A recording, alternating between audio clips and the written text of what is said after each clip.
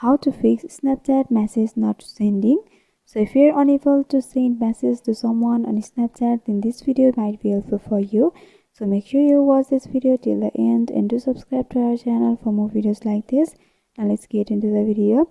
So right now I'm at the chat section of Snapchat. So if you tap over the someone's profile like this, and if you type the message in the send chat, then you have to tap over the send option at the right bottom corner.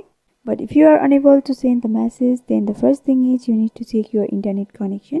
So sometime if your internet connection is weak, then there will be the option for pending or sending option, which means due to your weak internet connection, the message is unable to be sent. So make sure your network or internet connection is strong.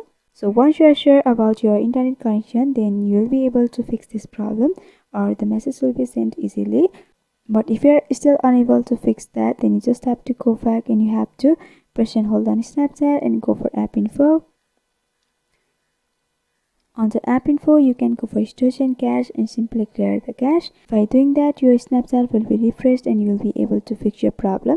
So these are the two fixes to fix your problem when you're unable to send messages on Snapchat.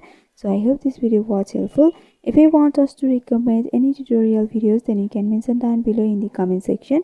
Thanks for watching.